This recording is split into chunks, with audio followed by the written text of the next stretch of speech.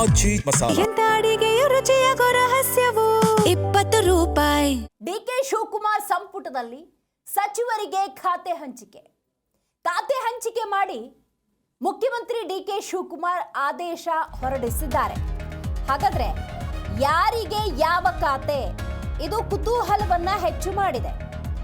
ನೋಡಿ, ಖಾತೆ ಹಂಚಿಕೆಯ ಗೊಂದಲಕ್ಕೆ ಅಂತೂ ಇಂತೂ ಮುಖ್ಯಮಂತ್ರಿ ಡಿಕೆ ಶಿವಕುಮಾರ್ ಒಂದು ಸ್ಪಷ್ಟ ಉತ್ತರವನ್ನ ಕಂಡುಕೊಂಡಿದ್ದಾರೆ. 19 ಸಚಿವರಿಗೆ ಖಾತೆಯನ್ನ ಹಂಚಿದ್ದಾರೆ ಎನ್ನುವಂತ ಮಾಹಿತಿ ಇದೆ. ನೂತನ ಸಚಿವರಿಗೆ ಖಾತೆ ಹಂಚಿಕೆಯಾಗಿದೆ. ಹಾಗಾದ್ರೆ ಯಾರಿಗೆ ಯಾವ ಖಾತೆ?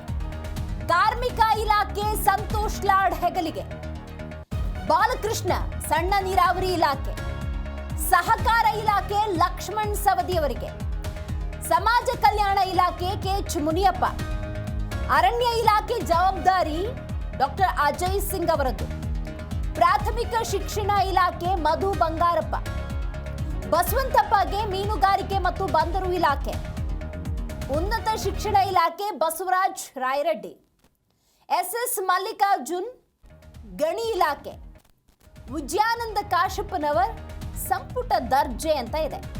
ಇನ್ನು ಕೃಷಿ ಇಲಾಖೆ ಚಲುವರಾಯಸ್ವಾಮಿ, ರಿಜ್ವಾನ್ ಅರ್ಷದ್ ಆಹಾರ ಇಲಾಖೆ, ಪುಟ್ಟರಂಗಶೆಟ್ಟಿ ಪಶು ಸಂಗೋಪನೆ, ಯುಟಿ ಖಾದರ್ ಆಹಾರ ಇಲಾಖೆಯ ಜವಾಬ್ದಾರಿ ಜೊತೆಗೆ ವಕ್ಫ್ ಅಂತ ಹೇಳಲಾಗ್ತಾ ಇದೆ.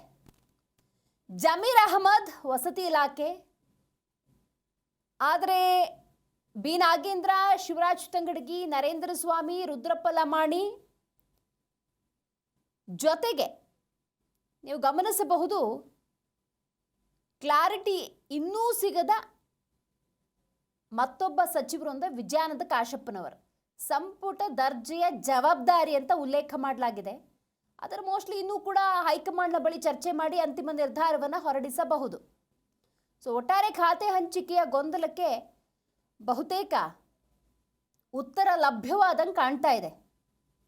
ನೀವು ಗಮನಿಸಬಹುದು ಯಾವ ರೀತಿ ಸಮೀಕರಣವನ್ನು ಮಾಡಿದ್ದಾರೆ ಅನ್ನೋದನ್ನು ನೋಡಿ. ಕಳೆದ ಸತಿ ಕಾರ್ಮಿಕ ಇಲಾಖೆ ಜವಾಬ್ದಾರಿಯನ್ನು ತೆಗೆದುಕೊಂಡ ಸಂತೋಷ್ ಲಾಡ್ ಅವರು ಈಗಲೂ ಕೂಡ ಅದೇ ಜವಾಬ್ದಾರಿಯನ್ನು ಮುಂದುವರಿಸಿಕೊಂಡು ಹೋಗ್ತಾ ಇದ್ದಾರೆ. ಡಿಕೆ ಶಿವಕುಮಾರ್ ಸಂಪುಟದ ಸಚಿವರಿಗೆ ಖಾತೆ ಹಂಚಿಕೆಯ ಸಂಪೂರ್ಣ ವಿವರ. ಹೈಕಮಾಂಡ್ನಿಂದ ಡಿಕೆ ಶಿವಕುಮಾರ್ಗೆ ಖಾತೆ ಹಂಚಿಕೆಯ ಪಟ್ಟಿ ತಲುಪಿದೆ. ರಾಜಭವನಕ್ಕೆ ಪಟ್ಟಿಯನ್ನ ಮುಖ್ಯಮಂತ್ರಿ ಡಿಕೆ ಶಿವಕುಮಾರ್ ರವಾನಿಸಿದ್ದಾರೆ. ಮಧ್ಯಾಹ್ನ ಅಥವಾ ಸಂಜೆಯ ವೇಳೆಗೆ ರಾಜ್ಯಪಾಲರ ಅಂಕಿತ ಲಭ್ಯವಾಗುತ್ತೆ. ಸಚಿವರ ಜೊತೆ ಮುಖ್ಯಮಂತ್ರಿ ಸಭೆಯ ವೇಳೆಗೆ ಅಧಿಕೃತ ಪಟ್ಟಿ ತಲುಪುವ ಸಾಧ್ಯತೆ. ಹೌದು, ಯಾಕಂತ ಹೇಳಿದ್ರೆ ನೀವು ಇಲ್ಲಿ ಗಮನಿಸಬಹುದು, ಮತ್ತೊಂದು ವಿಚಾರ ಇದೆ. ನಾಳೆಯಿಂದ ವಿಧಾನಮಂಡಲ ಅಧಿವೇಶನ. ಸಂಜೆ ಒಳಗೆ ಖಾತೆ ಹಂಚಿಕೆಯ ಸಂಪೂರ್ಣ ಚಿತ್ರಣ ಅನ್ನೋದು ಲಭ್ಯ ಆಗಬೇಕು. ಸೊ ಹಾಗಾಗಿ ಸರ್ಕಾರವನ್ನು ಖಾತೆ ಹಂಚಿಕೆ ವಿಚಾರದಲ್ಲೂ ಸಮರ್ಥಿಸ್ಕೋಬೇಕು ಅಂದರೆ ಯಾರ್ಯಾರಿಗೆ ಯಾವ್ದ್ಯಾವ್ದು ಜವಾಬ್ದಾರಿ ಅನ್ನೋದನ್ನು ನಿರ್ಧಾರ ಮಾಡಲೇಬೇಕಾಗಿದೆ. ಸೊ ಸದ್ಯಕ್ಕೆ ಲಭ್ಯವಾಗಿರುವಂಥ ಮಾಹಿತಿಯ ಪ್ರಕಾರ ಬಹುತೇಕ ಎಲ್ರಿಗೂ ಕೂಡ ಜವಾಬ್ದಾರಿಯನ್ನು ವಹಿಸಲಾಗಿದೆ. ಬಟ್ ಅಧಿಕೃತ ಪ್ರಕಟಣೆ ಬಾಕಿ ಇದೆ. ಹೆಚ್ಚಿನ ಮಾಹಿತಿಯನ್ನು ನಮ್ಮ ಪ್ರತಿನಿಧಿ ರಾಜಪ್ಪ ನೀಡ್ತಾ ಹೋಗ್ತಾರೆ. ಖಾತೆ ಹಂಚಿಕೆಯ ಗೊಂದಲಕ್ಕೆ ರಾಜಪ್ಪ ಅಂತೂ ಇಂತೂ ಒಂದು ಉತ್ತರ ಲಭ್ಯವಾದಂತಿದೆ. ಯಾರ್ಯಾರಿಗೆ ಯಾವ ಜವಾಬ್ದಾರಿ, ಬಟ್ ಕೆಲವರಿಗೆ ಇನ್ನೂ ಸಂಪುಟ ದರ್ಜೆಯ ಜವಾಬ್ದಾರಿ ಅಂತಿದೆ. ಅದನ್ನೇನು ಮತ್ತೆ ಹೈಕಮಾಂಡ್ ಜೊತೆ ಚರ್ಚೆ ಮಾಡಿ ಫೈನಲ್ ಡಿಸಿಷನ್ ತಗೋತಾರ ಹೆಂಗೆ? ಈಗೇನು ಪಟ್ಟಿಯನ್ನ ಮುಖ್ಯಮಂತ್ರಿಗಳಿಗೆ ರವಾನೆ ಮಾಡಲಾಗಿದೆ ಅಂತ ಮಾಹಿತಿ ಲಭ್ಯವಾಗ್ತಾ ಇದೆ. ಹೀಗಾಗಿ ಪಟ್ಟಿ ರವಾನೆ ಆದ ನಂತರ ಕೊನೆ ಕ್ಷಣದ ಬದಲಾವಣೆಯನ್ನ ಹೊರತುಪಡಿಸಿದಂತೆ ಬಹುತೇಕ ಪಟ್ಟಿಯಲ್ಲಿ ಕೆಲವರು ಸಚಿವರುಗಳಿಗೆ ಕೊಟ್ಟುವಂತ ಖಾತೆ ಹಂಚಿಕೆಯನ್ನ ಇದನ್ನ ಅಧಿಕೃತಪಡಿಸುವಂತ ಸಾಧ್ಯತೆ ಇದೆ. ಆದ್ರೆ ಕಳೆದ ಬಾರಿ ಸಚಿವ ಸಂಪುಟ ಪುನರಚನೆ ಸಂದರ್ಭದಲ್ಲಿ ಅಥವಾ ವಿಸ್ತರಣೆ ಸಂದರ್ಭದಲ್ಲಿ ಕೊನೆ ಕ್ಷಣದಲ್ಲಿ 3 ಬದಲಾವಣೆಗಳು ಮಾಡಲಾಗಿತ್ತು. ಕೊನೆಗೇನು ಮಾಂಕಡ್ ಸುಬ್ಬ ವೈದ್ಯರನ್ನ ಕೈಬಿಟ್ಟು ಅಲ್ಲಿಗೆ ಎಸ್ ಎಸ್ ಮಲ್ಲಿಕಾರ್ಜುನ್ ಸೇರ್ಪಡೆ ಮಾಡಲಾಗಿತ್ತು. ಅದೇ ರೀತಿ ಗಾಯತ್ರಿ ಶಾಂತೇಗೌಡ ಹೆಸರನ್ನ ಬದಲಾವಣೆ ಮಾಡಲಾಗಿತ್ತು. ಕೊನೆ ಕೈಬಿಟ್ಟು ರಾಜ್ಯಪಾಲ ಕಳಿಸಲಾಯಿತು. ಹೀಗಾಗಿ ಕೊನೆ ಕ್ಷಣದವರೆಗೂ ಸಹ ಖಾತೆಗಳ ಬದಲಾವಣೆ ಅದಲು ಬದಲು ಮಾಡುವಂತದ್ದು ಇರ್ಬೋದು ಅಥವಾ ಖಾತೆಗಳ ಹಂಚಿಕೆಯಲ್ಲಿ ಮುಖ್ಯಮಂತ್ರಿಗಳ ಪರಮಾಧಿಕಾರ ಇರ್ಬೋದು, ಅದನ್ನ ಒಂದಷ್ಟು ಚರ್ಚೆ ನಡೆಸಲಾಗ್ತಾ ಇದೆ ಅಂತ ಮಾಹಿತಿ ಲಭ್ಯವಾಗ್ತಾ ಇದೆ. ಮುಖ್ಯಮಂತ್ರಿಗಳಿಗೆ ಎಐಸಿಸಿ ವರಿಷ್ಠರಾದಂತ ರಣದೀಪ್ ಸಿಂಗ್ ಸುರ್ಜೇವಾಲಾ ಮತ್ತು ವೇಣುಗೋಪಾಲ್ ಅವರು ಪಟ್ಟಿಯನ್ನ ರವಾನೆ ಮಾಡಿದ್ದಾರೆ. ಆ ಒಂದು ಪಟ್ಟಿಯನ್ನ ಫೈನಲ್ ಮಾಡಿ ಕಳಿಸಿದ್ದೇವೆ ಅಂತ ಅನ್ನೋದು. ಈಗ ಪಟ್ಟಿಯನ್ನ ನೋಡುವಂತ ಮುಖ್ಯಮಂತ್ರಿಗಳು ಅದರಲ್ಲಿ ಯಾರಿಗೆ ಅರ್ಹರು ಇದ್ದಾರೆ, ಯಾರಿಗೆ ಸಮರ್ಥರಿಲ್ಲ, ಯಾರಿಗೆ ಯಾವ ಖಾತೆಯನ್ನು ಕೊಡ್ಬೇಕಾಗಿತ್ತು ಅಂತ ಬಗ್ಗೆ ಇವರು ಒಂದು ಪಟ್ಟಿಯನ್ನು ತಯಾರಿ ಮಾಡಿ ಕಳಿಸಿದ್ರು. ಅದರಲ್ಲಿ ಕೆಲವು ಬದಲಾವಣೆಯನ್ನ ವರಿಷ್ಠರು ಮಾಡಿ ಕಳಿಸಿದ್ದಾರೆ. ಹಾಗಾಗಿ KH ಮುನಿಯಪ್ಪನವರಿಗೆ ಇದ್ದಂತಹ ಆಹಾರ ಮತ್ತು ನಾಗರಿಕ ಪೂರೈಕೆ ಇಲಾಖೆ ಬದಲಾಗಿ ಅವ್ರಿಗೆ ಸಮಾಜ ಕಲ್ಯಾಣ ಕೊಡ್ಬೇಕು ಅಂತ ಪಟ್ಟಿ ಹಿಡಿದು ಮಲ್ಲಿಕಾರ್ಜುನ್ ಖರ್ಗೆ ಅವ್ರ ಮುಂದೆ ಕೂತ್ಕೊಂಡು ಪಟ್ಟಿಯನ್ನ ಶತಾಯಗತಾಯ ನಾವು ಈ ಒಂದು ಸಮಾಜ ಕಲ್ಯಾಣ ಖಾತೆನೇ ಕೊಡ್ಬೇಕು ಅಂತ ಹಿಂದೆನೂ ಸಹ ಪಟ್ಟು ನೀಡಿದ್ರು. ಹಿಂದೆ ಸಚಿವರಾದಂತ ಪರಮೇಶ್ವರ್ ಅವರಿಗೆ DCM ಸ್ಥಾನ ಕೊಟ್ಟ ಸಂದರ್ಭದಲ್ಲೂ ಇದನ್ನು ತಕರಾರು ಎತ್ತಿದ್ರು. ಅದಾದಂತ ಅವ್ರು ಕಂದಾಯ ಕೊಟ್ಟ ಸಂದರ್ಭದಲ್ಲೂ ಸಹ ನನಗೆ ಬೇರೆ ಕಂದಾಯ ಖಾತೆ ಬೇಕು, ಸಮಾಜ ಕಲ್ಯಾಣ ಖಾತೆ ಬೇಕು ಅಂತ ಡಿಮ್ಯಾಂಡ್ ಅನ್ನ ಇಟ್ಟಿದ್ರು. ಹೀಗಾಗಿ ಇಂತಹ ಒಂದಷ್ಟು ಪ್ರಮುಖ ಬದಲಾವಣೆಗಳ ಜೊತೆಗೆ ಹೆಚ್ಚುವರಿ ಖಾತೆಯನ್ನ ಕೊಡೋ ಬಗ್ಗೆನೂ ಸಹ ಚರ್ಚೆ ನಡೆದಿದೆ. ಈಗ ಸಮಾಜ ಕಲ್ಯಾಣ ಸಚಿವರಂತಹ ಹಿಂದೆ ಇದ್ದಂತ ಎಚ್ ಸಿ ಮಾದೇವಪ್ಪ ಈಗ ಸಚಿವ ಸಂಪುಟದಲ್ಲಿ, ಹಾಗಾಗಿ ಈ ಬಾರಿ ಈ ಒಂದು ಖಾತೆಯನ್ನ PM ನರೇಂದ್ರ ಸ್ವಾಮಿ ಅಥವಾ ಶಿವರಾಜ್ ತಂಗಡಿಗೆ ಪಡ್ಕೊಳ್ಳುವಂತ ಪ್ರಯತ್ನವನ್ನು ನಡೆಸಿದ್ರು. ಅದು ಅಂತಿಮವಾಗಿ ಅದು ಮುನಿಯಪ್ಪನವ್ರ ಪಾಲಾಗಿದೆ ಅಂತ ಮಾಹಿತಿ ಇದೆ. ಹೀಗಾಗಿ ನಾನು ಪಟ್ಟಿಯಲ್ಲಿ ಈಗೇನು ಹೆಸರನ್ನು ಉಲ್ಲೇಖ ಮಾಡ್ತಿದ್ರು, ಇದು ಕೊನೆ ಕ್ಷಣದ ಬದಲಾವಣೆಯನ್ನು ಹೊರತುಪಡಿಸಂತೆ ಈ ಪಟ್ಟಿ ಬಹುತೇಕ ಅಂತಿಮ ಅಂತ ಹೇಳಲಾಗ್ತಾ ಇದೆ. ಅದರಲ್ಲಿ ಚಲುವರಾಯಸ್ವಾಮಿಗೆ ಕೃಷಿ ಹಿಂದೆ ಅವರು ಸಚಿವರಾಗಿ ಕೃಷಿ ಇಲಾಖೆ ಸಚಿವರಾಗಿ ಕಾರ್ಯನಿರ್ವಹಣೆ ಮಾಡಿದ್ರು, ಅವ್ರನ್ನೇ ಸಹ ಮುಂದುವರಿಸುವಂತ ಸಾಧ್ಯತೆ ಇದೆ. ಮುನಿಯಪ್ಪ ಅವರಿಗೆ ಸಮಾಜ ಕಲ್ಯಾಣ ಖಾತೆಯನ್ನು ಹಂಚಿಕೆ ಮಾಡುವಂತ ಸಾಧ್ಯತೆ ಇದೆ ಅಂತ ಮಾಹಿತಿ ಇದೆ. ಮುನಿಯಪ್ಪನವರ ಬಳಿ ಇದ್ದಂತ ಆಹಾರ ಮತ್ತು ನಾಗರಿಕ ಪೂರೈಕೆ ಇಲಾಖೆಯನ್ನ ರಿಜ್ವಾನ್ ಅರ್ಷಾದ್ಗೆ ಹಂಚಿಕೆ ಮಾಡಲಾಗಿದೆ ಅಂತ ಮಾಹಿತಿ ಇದೆ. ಸಂತೋಷ್ ಲಾಡ್ ಈ ಹಿಂದೆನೂ ಸಹ ಕಾರ್ಮಿಕ ಸಚಿವರಾಗಿದ್ದು ಅವ್ರಿಗೆ ಅದೇ ಖಾತೆಯನ್ನು ಮುಂದುವರಿಸುವಂತ ಸಾಧ್ಯತೆ ಇದೆ.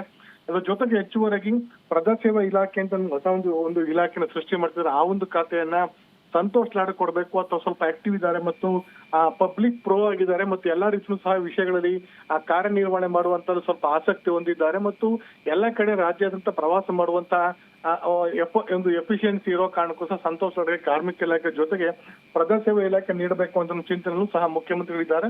ಅದರ ಅಂತಿಮವಾಗಿ ಪಟ್ಟಿಯಲ್ಲಿ ಯಾವ್ದನ್ನ ಖಾತೆಯನ್ನ ಕೊಡ್ತಾರೆ ಅಂತ ಒಂದು ಕಾದು ನೋಡಬೇಕಾಗಿದೆ. ಇನ್ನು ಮಧು ಬಂಗಾರಪ್ಪ ಹಿಂದೆ ಪ್ರಾಥಮಿಕ ಶಿಕ್ಷಣ ಸಚಿವರಾಗಿದ್ರು, ಅವ್ರನ್ನೇ ಮುಂದುವರಿಸುವಂತ ಸಾಧ್ಯತೆ ಇದೆ. ಯಾಕಂದ್ರೆ ಸಾಕಷ್ಟು ಮಟ್ಟಿಗೆ ವಿಶೇಷ ಅಂತಂದ್ರೆ ಈ CSR ಫಂಡಲ್ಲಿ ಸುಮಾರು 8 ರಿಂದ 10 ಸಾವಿರ ಕೋಟಿ ರೂಪಾಯಿ CSR ಫಂಡ್ ಕಲೆಕ್ಟ್ ಆಗಿದೆ. ಅದರಲ್ಲಿ ಉತ್ತಮವಾದ ಶಿಕ್ಷಣ ನೀಡಬೇಕು ಅಂತ ಅನ್ನೋದು DK ಶಿವಕುಮಾರ್ ಬಯಕೆ ಆಗಿದೆ ಮತ್ತು ಆ ಸರ್ಕಾರಿ ಶಾಲೆಗಳನ್ನು ಸಹ ಅಭಿವೃದ್ಧಿ ಮಾಡ್ಲಿಕ್ಕೋಸ್ಕರ ಇವರ ಸಾಥನ್ನ ಕೇಳಿದ್ರು. ಹಾಗಾಗಿ ಅದೇ ಒಂದು ಇಲಾಖೆಯನ್ನ ಮುಂದುವರಿಸುವಂತ ಸಾಧ್ಯತೆ. ಹೇಳಿಕೆಯಲ್ಲಿ ಮಧು ಬಂಗಾರಪ್ಪನವರು DK ಶಿವಕುಮಾರ್ ಅವರ ಶಿಷ್ಯರಾಗಿದ್ದಾರೆ. ಮತ್ತೆ ಜಮೀರ್ ಅಹಮದ್ ಹಿಂದೆ ವಸತಿ ಖಾತೆ ಸಚಿವರಾಗಿದ್ದು ಅಲ್ಪಸಂಖ್ಯಾತ ವಕ್ಫ್ ಖಾತೆಯನ್ನು ಹೊಂದಿದ್ರು. ಆದ್ರೆ ಈಗ ಅವರಿಗೆ ಕೇವಲ ವಸತಿ ಖಾತೆ ನೀಡಲಾಗಿದೆ. UT ಖಾತೆಗೆ ಆರೋಗ್ಯ ಇಲಾಖೆ ಜೊತೆಗೆ ಅಲ್ಪಸಂಖ್ಯಾತ ಖಾತೆನೂ ಸಹ ಹೆಚ್ಚುವರಿ ನೀಡ್ತಾರೆ ಅಂತ ಮಾಹಿತಿ ಇದೆ. ಆದ್ರೆ ಎಷ್ಟು ಮಟ್ಟಿಗೆ ಸಾಧ್ಯವಾಗುತ್ತೆ ಅಂತ ಒಂದು ಕಾದು ನೋಡ್ಬೇಕಾಗಿದೆ. ಲಕ್ಷ್ಮಣ್ ಸವದಿ ಸಹಕಾರ ಸಚಿವರಾಗಿದ್ರು. ಹಿಂದೆ ಅವರು ಏನು DCM ಆಗಿ ಸಂದರ್ಭದಲ್ಲಿ ಅಂತಂದ್ರೆ ಬಿಜೆಪಿ ಸರ್ಕಾರದಲ್ಲಿ DCM ಆಗಿದ್ದು ಆಗ್ಲೂ ಸಹ ಸಹಕಾರಿ ಖಾತೆನ ನಿರ್ವಹಣೆ ಮಾಡಿದ್ರು ಮತ್ತು ಸಹಕಾರಿಯಾಗಿರೋ ಕಾರಣಕ್ಕೋಸ್ಕರ ಅವ್ರಿಗೆ ಸಹಕಾರ ಇಲಾಖೆಯನ್ನು ನೀಡ್ತಿದ್ದಾರೆ. ಇನ್ನು ಅಜಯ್ ಧರ್ಮ್ ಸಿಂಗ್ ಅರಣ್ಯ ಇಲಾಖೆ ಮತ್ತು ಪರಿಸರ ಖಾತೆಯನ್ನ ನೀಡ್ತಾ ಇದೆ ಅಂತ ಮಾಹಿತಿ ಇದೆ.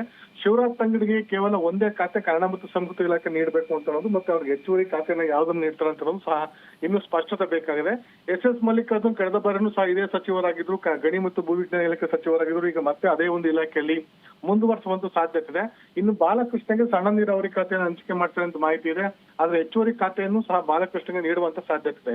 ಇನ್ನು ಬಸವಂತಪ್ಪ ಮೊದಲ ಬಾರಿ ಶಾಸಕರಾಗಿ ಸಚಿವರಾಗಿದ್ದಾರೆ. ಅವ್ರಿಗೆ ಮೀನುಗಾರಿಕೆ ಮತ್ತು ಬಂದರು ಇಲಾಖೆ ಕೊಟ್ಟಿದ್ದಾರೆ. ಈ ಮತ್ತು ಇಲಾಖೆ ಬಗ್ಗೆ ಎಷ್ಟು ಬಗ್ಗೆ ಮಾಹಿತಿ ಇದೆ ಮತ್ತು ಎಷ್ಟು ಮಟ್ಟಿಗೆ ನಿರ್ವಹಣೆ ಮಾಡ್ತಾರೆ ಅಂತ ಅನ್ನೋದು ಗೊತ್ತಿಲ್ಲ. ಯಾಕಂದ್ರೆ ಅವ್ರಿಗೆ ಅದ್ರ ಬಗ್ಗೆ ಯಾವ್ದ ಬಗ್ಗೆ ಅನುಭವ ಇಲ್ಲ. ಇನ್ನು ಬಸವರಾಜ ರಾಯರೆಡ್ಡಿಗೆ ಹಿಂದೆ ಬಸವರಾಜ ಸಿದ್ದರಾಮಯ್ಯ ಸರ್ಕಾರದಲ್ಲಿ ಉನ್ನತ ಶಿಕ್ಷಣ ಸಚಿವರಾಗಿದ್ರು, ಹಿಂದೆ ಆರ್ಥಿಕ ಸಲಹೆಗಾರರಾಗಿದ್ರು. ಈಗ ಅವ್ರಿಗೆ ಮತ್ತೆ ಉನ್ನತ ಶಿಕ್ಷಣ ಕೊಡಲಾಗಿದೆ. ಪುಟ್ಟರಂಗ ಶೆಟ್ಟಿಗೆ ಹಿಂದುಳಿದ ವರ್ಗ ಕಲ್ಯಾಣ ಇಲಾಖೆ ಕೊಡಲಾಗಿದೆ. ಈ ಹಿಂದೆ ಪುಟ್ಟರಂಗ ಶೆಟ್ಟಿ ಅವರು ಟ್ರಾಪ್ ಕೇಸ್ ಅಲ್ಲಿ ಒಂದು 30-40 ಲಕ್ಷ ಹಣವನ್ನು ತೆಗೆದುಕೊಂಡು ಅವರ ಕಚೇರಿ ಸಿಬ್ಬಂದಿ ಈ ಸಿಲುಕಿದ್ರು. ನಂತರ ಅವರು ಸಚಿವ ಸ್ಥಾನಕ್ಕೆ ರಾಜೀನಾಮೆ ಕೊಟ್ಟಿದ್ರು. ಅದು ಈ ಬಾರಿ ಸಚಿವರಾಗಿ ಪ್ರಮಾಣವಚನ ಸ್ವೀಕಾರ ಮಾಡಿದ್ದಾರೆ.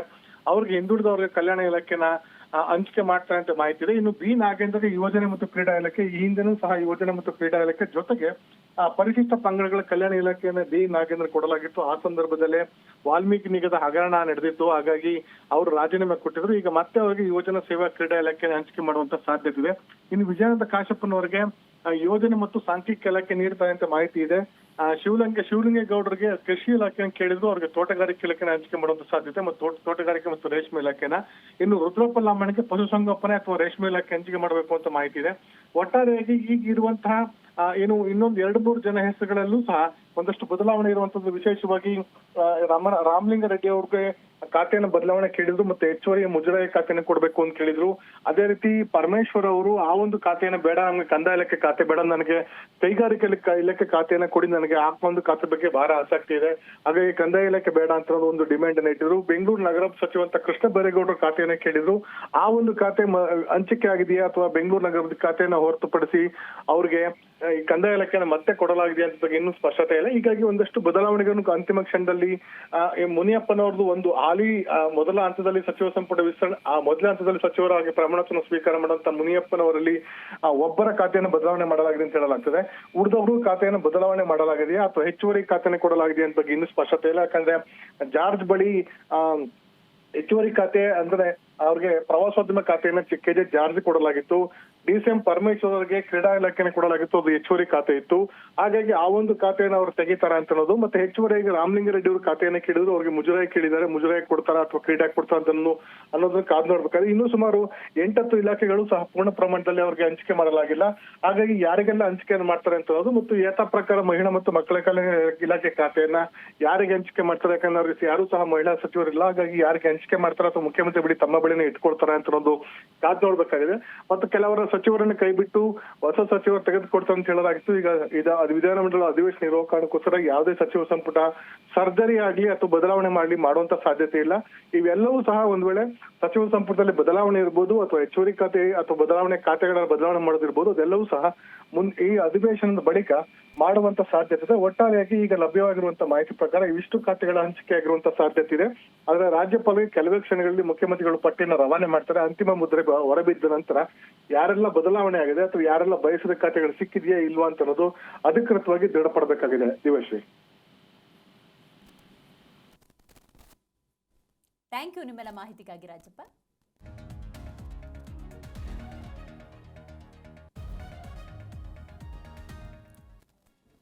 ಖಾತೆ ಹಂಚಿಕೆಯ ಪ್ರಶ್ನೆಗೆ ಉತ್ತರ ಅಂತೂ ಲಭ್ಯವಾಗಿದೆ. ಖಾತೆ ಹಂಚಿಕೆ ಪಟ್ಟಿ ಏನಿದೆ ಆ ಮಾಹಿತಿ ಕೂಡ ಲಭ್ಯವಾಗಿರುವುದು. ಕೃಷಿ ಇಲಾಖೆ ಚಲುವರಾಯಸ್ವಾಮಿಯವರ ಜವಾಬ್ದಾರಿ, ಇನ್ನು ಸಮಾಜ ಕಲ್ಯಾಣ ಇಲಾಖೆ ಕೆ.ಎಚ್. ಮುನಿಯಪ್ಪ, ಆಹಾರ ಮತ್ತು ನಾಗರಿಕ ಪೂರೈಕೆ ರಿಜ್ವಾನ್ ಅರ್ಷದ್, ಕಾರ್ಮಿಕ ಇಲಾಖೆ ಸಂತೋಷ್ ಲಾಡ್, ಪ್ರಾಥಮಿಕ ಶಿಕ್ಷಣ ಮಧು ಬಂಗಾರಪ್ಪ, ವಸತಿ ಇಲಾಖೆ ಜಮೀರ್ ಅಹಮದ್ ಅವರ ಹೆಗಲಿಗೆ, ಇನ್ನು ಆರೋಗ್ಯ ಇಲಾಖೆ ಹೆಚ್ಚುವರಿಯಾಗಿ ಅಲ್ಪಸಂಖ್ಯಾತ ಮತ್ತು ವಕ್ಫ್ ಯುಟಿ ಖಾದರ್ ಅವರ ಜವಾಬ್ದಾರಿ, ಸಹಕಾರ ಇಲಾಖೆ ಲಕ್ಷ್ಮಣ್ ಸವದಿ, ಅರಣ್ಯ ಇಲಾಖೆ ಅಜಯ್ ಧರ್ಮಸಿಂಗ್, ಇದರ ಜೊತೆಗೆ ಕನ್ನಡ ಮತ್ತು ಸಂಸ್ಕೃತಿ ಇಲಾಖೆ ಶಿವರಾಜ್ ತಂಗಡಗಿ, ಗಣಿ ಮತ್ತು ಭೂವಿಜ್ಞಾನ ಎಸ್ ಮಲ್ಲಿಕಾರ್ಜುನ್ ಅವರ ಜವಾಬ್ದಾರಿ, ಇನ್ನು ಸಣ್ಣ ನೀರಾವರಿ ಬಾಲಕೃಷ್ಣ ಅವರಿಗೆ ಹೆಚ್ಚುವರಿ ಖಾತೆ ಒದಗಿಸಬಹುದು ಅಂತ ಕೂಡ ಹೇಳಲಾಗ್ತಾ ಇದೆ. ಇದರ ಜೊತೆಗೆ ಬಸವಂತಪ್ಪ ಇವರಿಗೆ ಮೀನುಗಾರಿಕೆ ಮತ್ತು ಬಂದರು, ಉನ್ನತ ಶಿಕ್ಷಣ ಇಲಾಖೆ ಬಸವರಾಜ್ ರಾಯರೆಡ್ಡಿ, ಜೊತೆಗೆ ಹಿಂದುಳಿದ ವರ್ಗಗಳ ಕಲ್ಯಾಣ ಇಲಾಖೆಯ ಜವಾಬ್ದಾರಿ ಪುಟ್ಟರಂಗ ಶೆಟ್ಟಿ, ಯುವಜನ ಮತ್ತು ಕ್ರೀಡಾ ಇಲಾಖೆ ಬಿ ನಾಗೇಂದ್ರ, ವಿಜಯಾನಂದ ಕಾಶಪ್ಪನವರಿಗೆ ಯೋಜನೆ ಮತ್ತು ಸಾಂಖ್ಯಿಕ ಇಲಾಖೆ ಅಂತ ಹೇಳಲಾಗ್ತಾ ಇದೆ. ಶಿವಲಿಂಗೇಗೌಡರು ತೋಟಗಾರಿಕಾ ಇಲಾಖೆ, ರುದ್ರಪ್ಪ ಲವಾಣಿ ಪಶುಸಂಗೋಪನೆ ಮತ್ತು ರೇಷ್ಮೆ ಇಲಾಖೆ. ಸೊ ರಾಜ್ಯಪಾಲರ ಅನುಮೋದನೆ ಆಗುವ ತನಕ ಯಾವುದೇ ಕ್ಲಾರಿಟಿ ಅನ್ನೋದು ಇರೋದಿಲ್ಲ. ಯಾಕಂದರೆ ಸಚಿವ ಸಂಪುಟ ವಿಸ್ತರಣೆ ಅಂದಾಗ ಕೊನೆ ಕ್ಷಣದ ಬಹಳಷ್ಟು ಬದಲಾವಣೆಗಳಾದವು. ಖಾತೆ ಹಂಚಿಕೆ ವಿಚಾರದಲ್ಲೂ ಹಾಗೆ ಆಗತ್ತಾ ಅಥವಾ ಇದೇ ಅಂತಿಮವ, ಅದು ರಾಜ್ಯಪಾಲರ ಅಧಿಕೃತ ಮುದ್ರೆ ಬೀಳೋವರೆಗೂ ಹೀಗೆ ಅಂತ ಹೇಳೋದು ಅಸಾಧ್ಯ. ಆದರೆ ನೋಡಿ, ಸಂಪುಟದಲ್ಲಿ ಯಾವ ಮಹಿಳೆಯರು ಕಾಣ್ತಾ ಇಲ್ಲ, ಮಹಿಳಾ ಸಚಿವರು ಕಾಣ್ತಾ ಇಲ್ಲ. ಸೊ ಹಾಗಾಗಿ ಕಾಂಗ್ರೆಸ್ ಮಹಿಳೆಯರ ಪ್ರಾತಿನಿಧ್ಯ ಸಚಿವ ಸಂಪುಟದಲ್ಲಿ ಮಹಿಳಾ ಸಚಿವರು ಅನ್ನೋ ನಿಟ್ಟಿನಲ್ಲಿ ಯಾವ ನಿರ್ಧಾರವನ್ನು ತೆಗೆದುಕೊಳ್ಳುತ್ತೆ ಕಾದು ನೋಡಬೇಕಾಗಿದೆ.